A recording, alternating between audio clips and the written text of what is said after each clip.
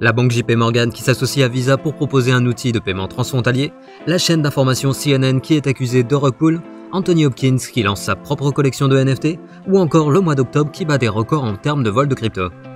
Bienvenue dans ce Daily Crypto où je vais vous résumer ces dernières actualités du monde crypto. Et comme d'habitude, si vous appréciez ce format, pensez au like et aux commentaires pour le référencement de la vidéo, et à l'abonnement ainsi que l'activation de la cloche pour être au courant des dernières actualités du monde crypto et blockchain. Mais avant de parler des actualités du jour, commençons avec l'état du marché en ce jeudi, et là c'est clairement une boucherie sur les dernières 24 heures, alors que l'indice des prix à la consommation américain vient d'être publié, et sont de 8,2% alors que les marchés attendaient plutôt un 8,1%, et donc cela indique qu'il n'y a pas encore eu de baisse significative de l'inflation aux USA, ce qui fait craindre au marché une hausse de 0,75 points des taux d'intérêt lors de la prochaine réunion de la Fed qui aura lieu début novembre.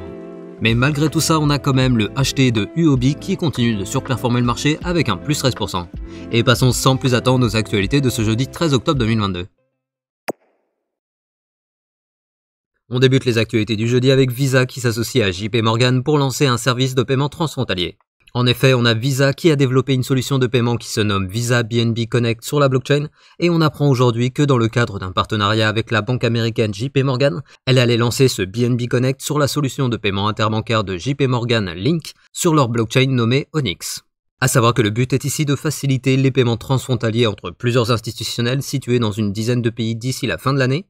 Et Visa précise que l'utilité de ce service est de répondre à, je cite, l'imprévisibilité associée au processus actuel de correspondance interbancaire. Sous-entendu, le réseau SWIFT, car d'après les informations fournies par Forbes, les échecs de paiement liés à des informations bancaires incorrectes coûteraient la bagatelle de 118 milliards de dollars au système économique global sur une année. Donc au final, alors que le réseau SWIFT est actuellement en train de tester des solutions blockchain pour se mettre à jour, on a des acteurs qui sont beaucoup plus réactifs et qui vont proposer dès cette année des solutions pour combler les lacunes de ce réseau qui semble désormais appartenir à une époque révolue. On reste aux États-Unis avec CNN qui est accusé de rug pull par la communauté suite à l'arrêt de leur projet NFT. Mais tout d'abord, pour ceux qui ne le savent pas, on parle de rug pull lorsque des personnes montent un projet fictif dans le seul but de voler l'argent des investisseurs qui ont cru dans le projet. Et durant l'été 2021, la chaîne d'information américaine avait annoncé le projet Volt, dont le but était d'émettre des NFT d'événements majeurs de l'actualité sur la blockchain Flow de Dapper Labs.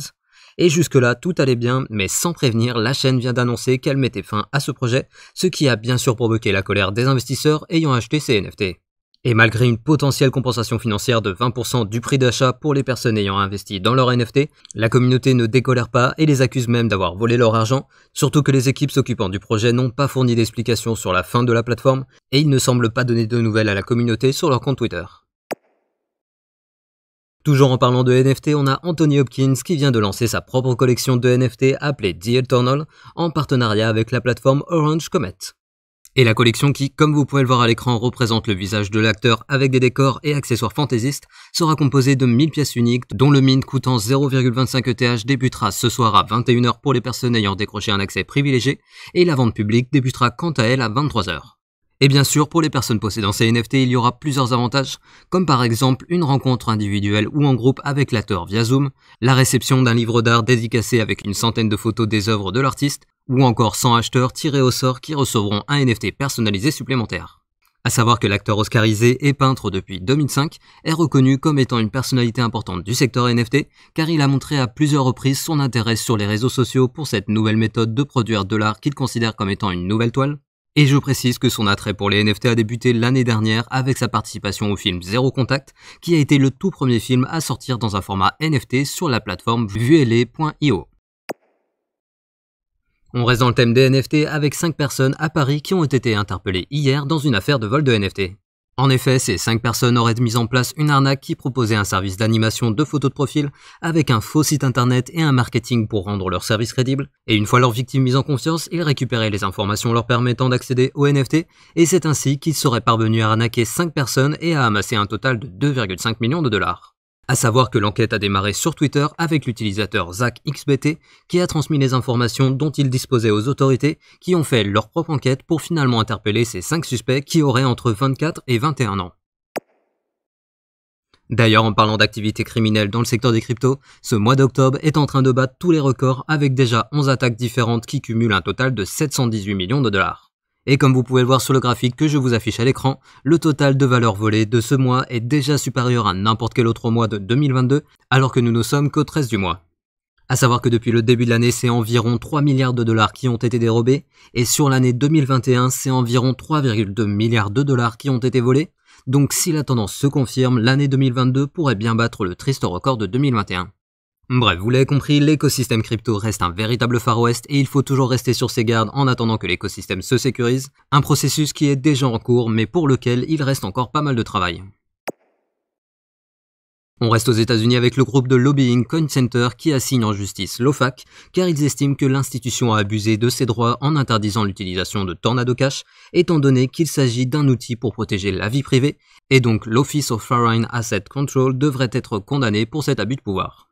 À savoir que d'après les déclarations de CoinCenter, ces poursuites doivent être menées car si aucune poursuite n'est engagée contre l'institution, elle pourrait continuer à outrepasser ses droits et à l'avenir, elle pourrait aller jusqu'à placer sur liste noire des protocoles entiers tels que Bitcoin ou Ethereum sans aucune consultation publique. Et dans leurs annonces, ils se montrent déterminés à remporter cette action en justice et annoncent être prêts à aller jusqu'à la Cour suprême des États-Unis qui, comme son nom l'indique, est le sommet du pouvoir judiciaire aux États-Unis. Et bien sûr, affaire à suivre dans le Daily Crypto.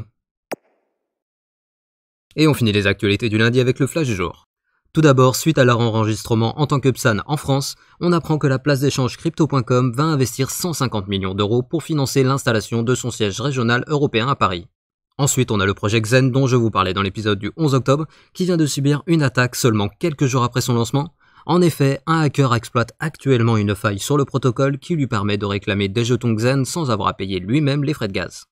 Et finalement, on a Uniswap qui annonce avoir finalisé une levée de fonds de 165 millions de dollars. Ainsi se termine le Daily Crypto du jeudi. Je vous invite à venir me suivre sur mon Twitter que vous trouverez dans la description, et je vous rappelle que vous pouvez retrouver mon contenu en version ultra condensée sur mon TikTok et mon Instagram que vous retrouverez également dans la description. Et comme d'habitude, pensez au like pour le référencement de la vidéo, et à l'abonnement ainsi que l'activation de la cloche pour être notifié dès que je sors une nouvelle vidéo. Et je vous dis à demain pour un nouveau Daily Crypto.